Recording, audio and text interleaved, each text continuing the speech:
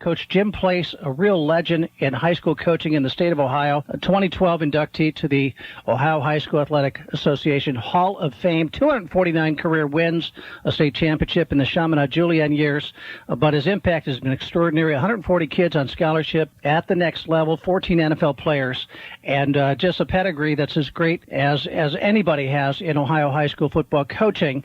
But he's a guy from back in the day, a youngin from Stark County, from the shadows of Paul Brown Tiger Stadium, and a fellow that somewhere along the way said that we should give this Nate Moore coach a chance. He might turn out okay.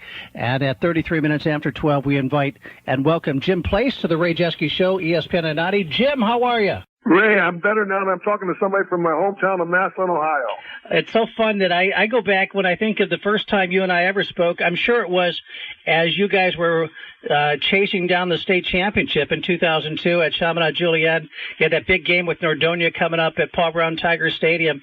And I remember the conversation of you saying that you grew up in the shadows and could hear the PA announcers of the football games with your dad sitting on the porch or something not far from Paul Brown Tiger Stadium.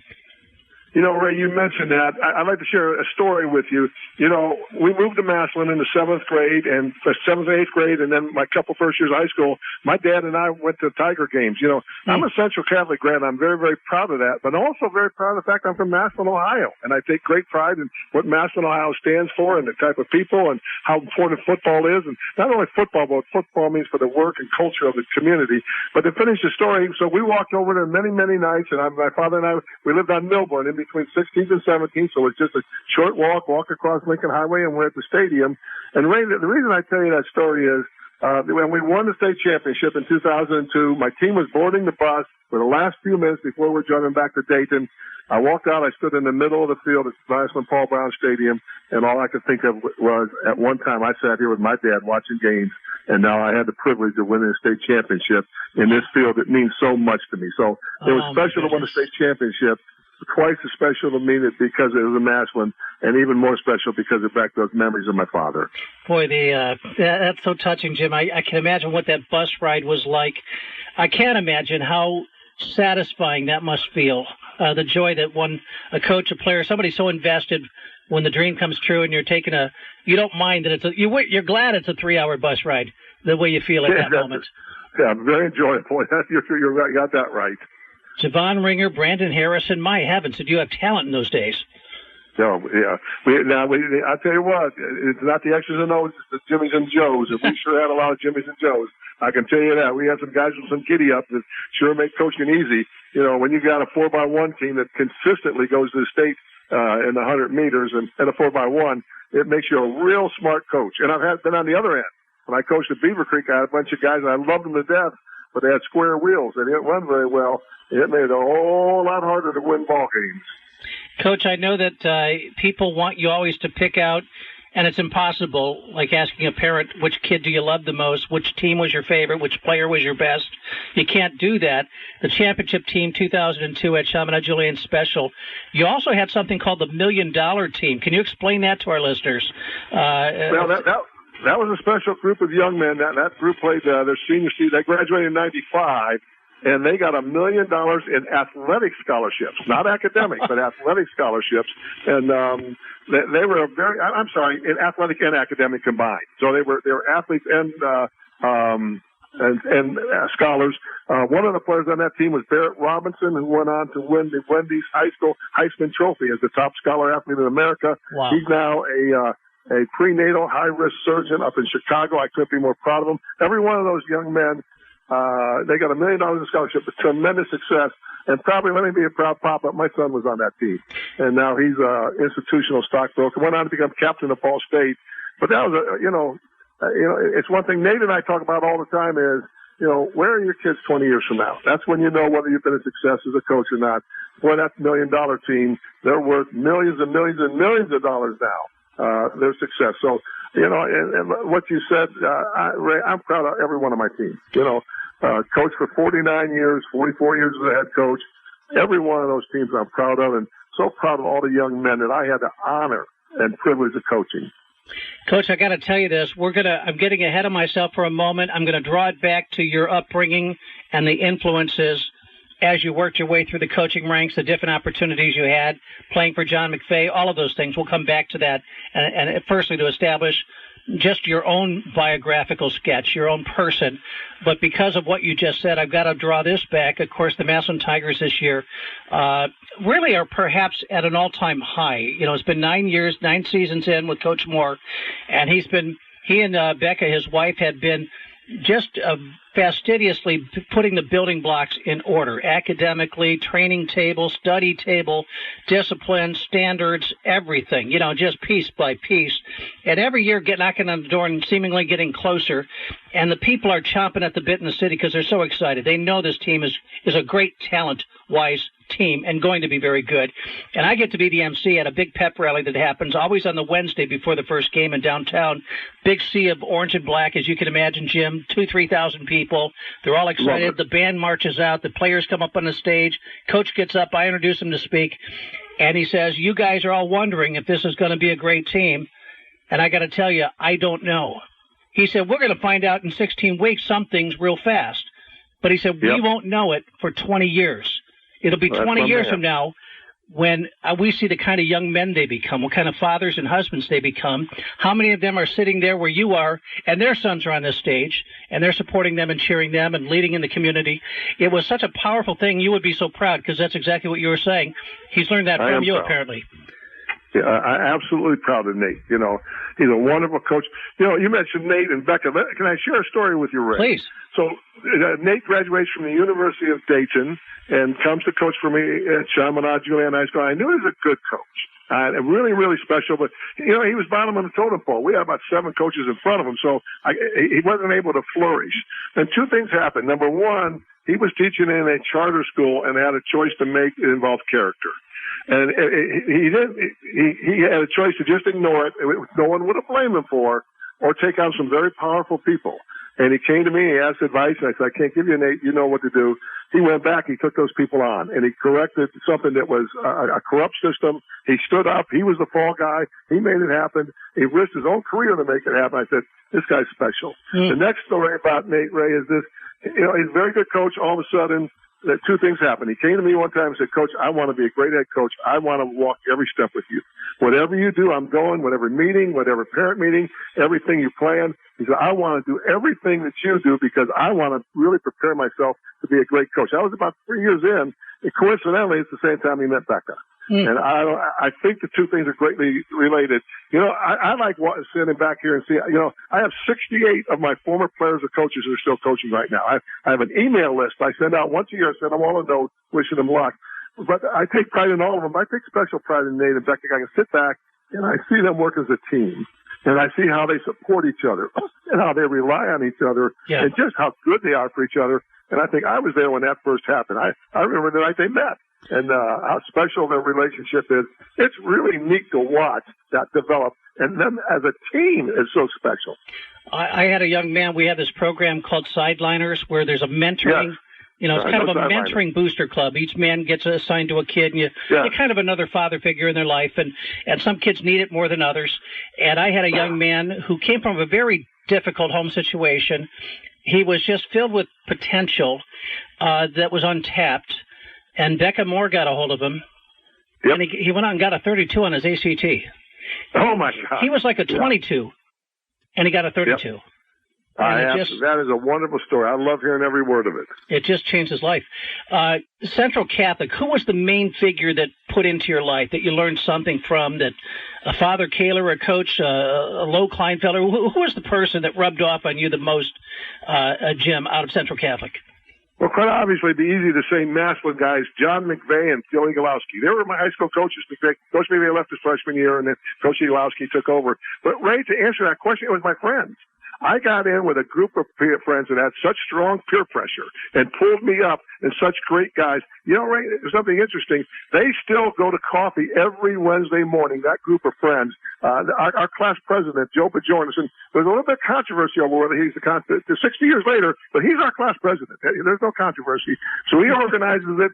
Our good friend Jackie Rose. He's there every Wednesday, and Jumpin' Joe Bartolone and Bill Buell and all my Central friends. So I was Donnie Reagan. I was influenced by such peer pressure by all of us on each other. Chuck Musi, of course, Danny O'Brien. I could listen, go on and on and on. And just positive peer pressure, Ray, from those guys. And it's great. It kills me every Wednesday morning. They send out a text, and those guys are up there again and again. I say, oh, my gosh, I'd love to be with those guys.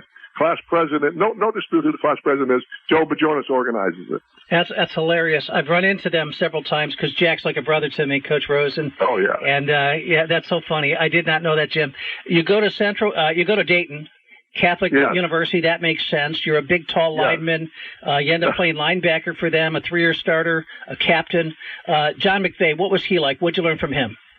Very organized. In other words, there was a right way of doing things, a wrong way of doing things, and that's how you did it. And something that was neat, this past year, Coach McVay passed away, as you well know, or probably know. Yep. And we had a tribute to him in Dayton. 90 players, 160 people came for an evening from all over the country. All his former coaches were either there or sent a video. A lot of them were too old to be there. And all 3 of his sons were there. And, of course, Sean, his grandson, sent a video. It was an amazing night. And everyone said the same thing. Coach McVay did this, and this for me in my life. I mean, he was so organized. Ray, when I graduated from college, he called me and said, what do you want to do, Jim? I said, Coach, I'd injured my knee, so going to pro camp was out. And he said, well, I want to be a coach. He said, I've made 5 calls for you. You have 5 job offers. I'm going to go through each job and recommend which one you take. I mean, he did that for all of us. And you heard all those stories that night at the banquet. Very organized, very disciplined. Now, he's a tough guy. I mean, Coach McVay, he didn't mess around. You knew who the boss was. But a tremendous coach, and I'm so proud to say that I played for him. And the staff he put together was just unbelievable. Coach McVay had an eye for talent.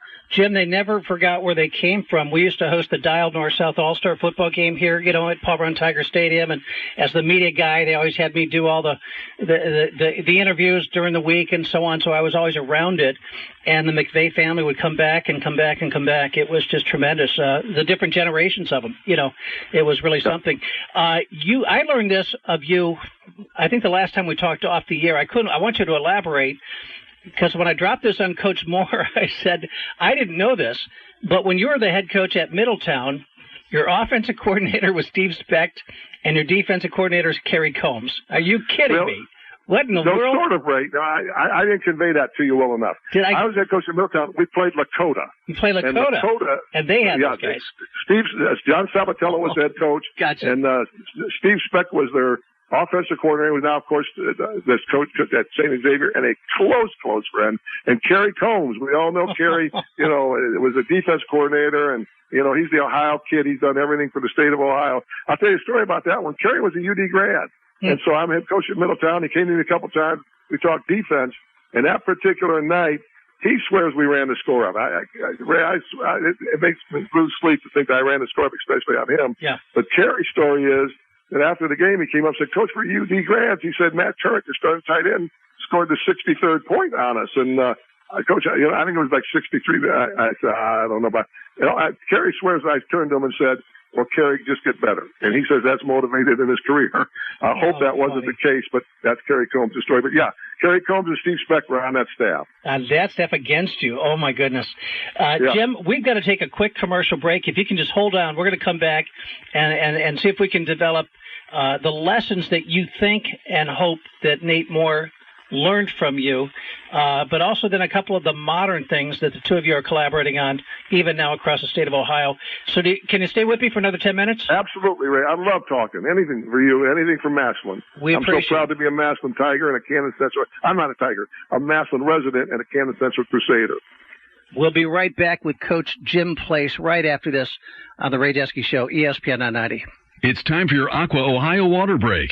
Did you know athletes should drink 10 to 20 ounces of water every 30 minutes during exercise? That's more than 10 cups of water for a 3-hour football game. Dehydration can lead to sluggishness, cramps, headaches, and difficult decision-making. This water break is brought to you by Aqua Ohio, proud to be part of Massillon's hometown team.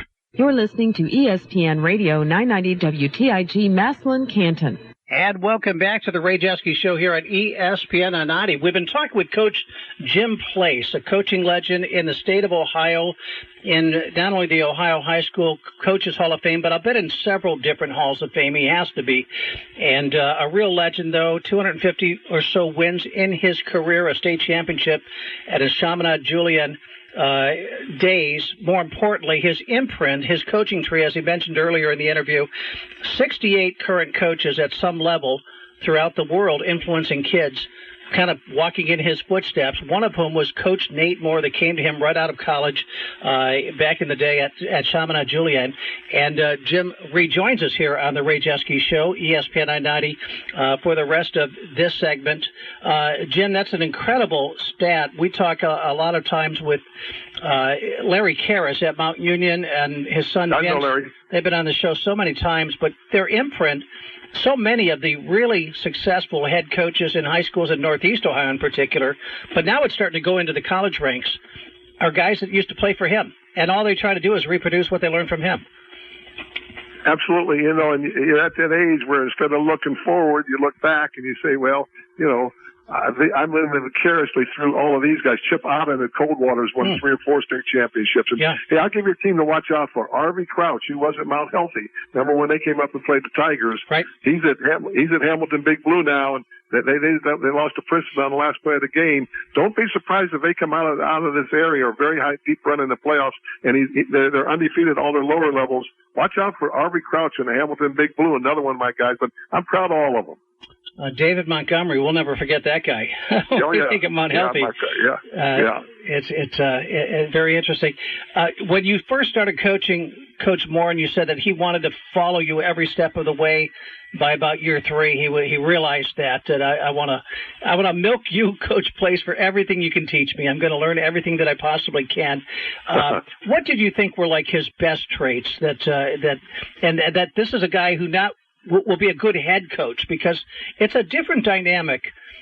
We know so many great, we all do, outstanding position coaches, outstanding coordinators, but it's not always the same to be a great head coach. And clearly Nate is a great program builder. That's what I've seen about him. He's the best I've been around. But what did you see in him that was particularly outstanding? From day one, integrity.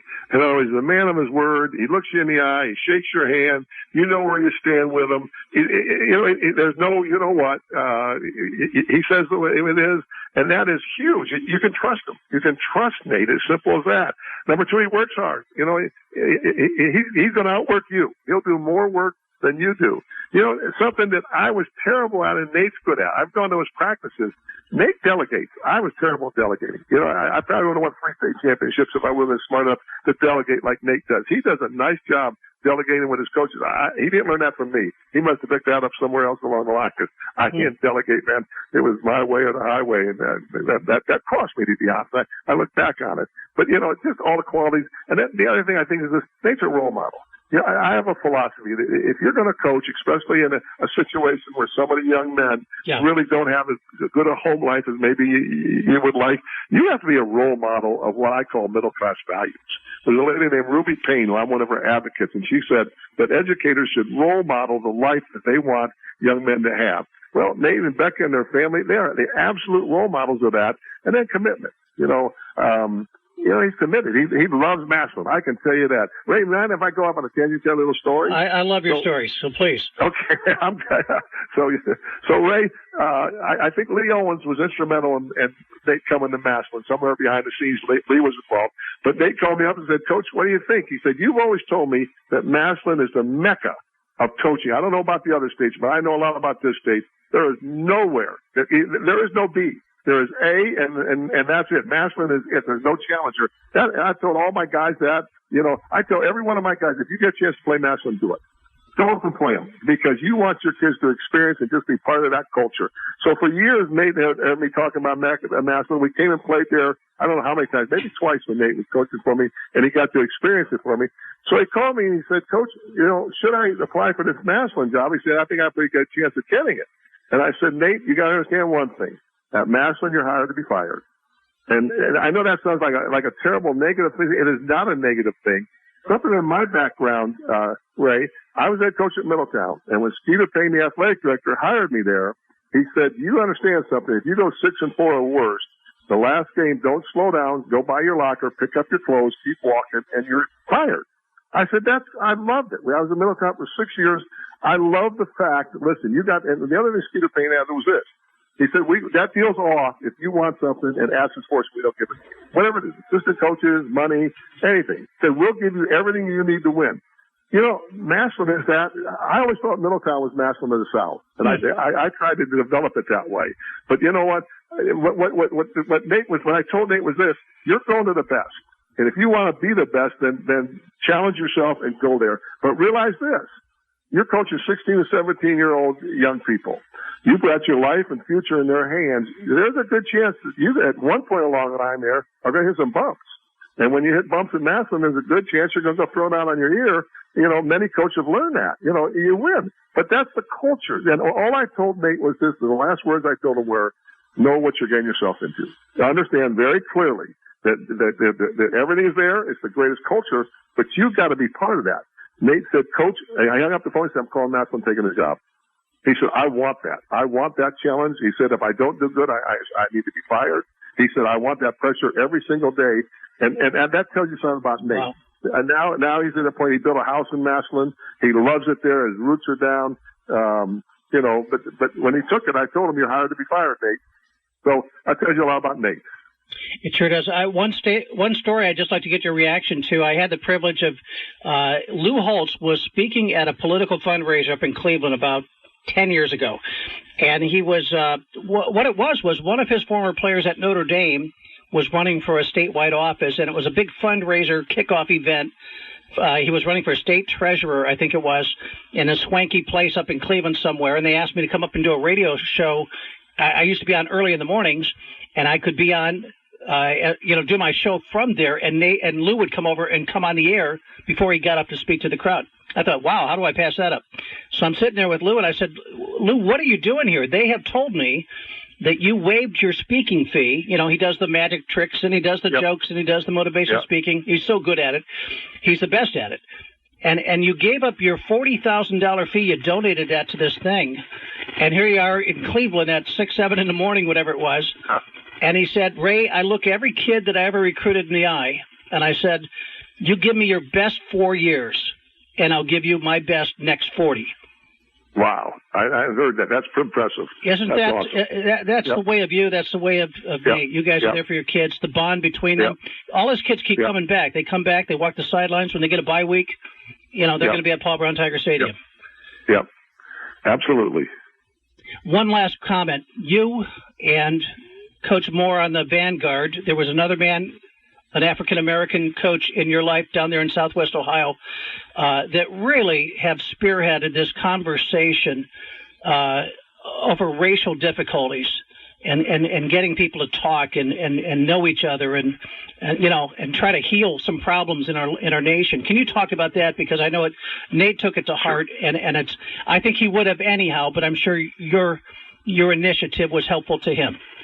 Well, absolutely. The gentleman's name is Al Powell. He's been a coach for 40 years at Dunbar High School. He's never been a head coach. He coaches all three sports, football, basketball, and track. He's got 12 championships between track and basketball with the Dunbar Wolverines. He and I have been friends for 40 years. We have 3 events every year. It's called the Miami Valley Football Coaches Social Justice Initiative. We have a 7-on-7 down here. Last year we had 56 teams. Wow. What they do, Ray, is we put them in groups of 4, diverse groups, and they play 7-on-7 for 2 hours, and then they go an hour of a social justice session. I mean, it's just amazing to see 56 teams that do that. We have a conference in the spring, and we have a coaches webinar that all the local coaches participate in every year. And we have this couple of philosophies. We believe that contact brings acceptance. The more we bring people together, the more acceptance. And we also believe that sometimes you got to get uncomfortable to get comfortable. And Nate believes in all of those things. You know, if you're going to coach young men, you better have a tremendous commitment to diversity, because that's part of what the way of football. One of the many benefits that the coaching football is that you get to be in a diverse situation where you get people to accept each other. Jim, I've always said for as long as I've been doing this job, because I've had so much contact, I've done 20,000 interviews. Can you imagine that, with coaches and players over the years? Wow. And I view coaches, for the most part, most of you guys do it for the right reasons, and it's a very high calling to give your life thank you, to Ray. kids. I appreciate it. And God I'm very bless proud you. to be an Ohio high school football coach. It means the world to me. Jim, you've done an amazing job, and thank you for your generosity being with us today. And anything we could ever do for you, the same goes. Always my pleasure. I'm coming up second playoff. Make sure you get the second playoff game. My son and grandson and I will be up there. We'll have to get together. God bless you, my friend. For sure, Ray. Bye. Bye-bye. There it is, Coach Jim Place, the man who maybe more than anybody was instrumental in the formative years of a young coach named Nate Moore. That brings us up to 1 minute before 1 o'clock. That means we are all done here on the Ray Jeske Show. Tomorrow, an amazing show, as Coach Moore will be with us at 12:30. Austintown Fitch's coach just confirmed TJ Parker at 1:15.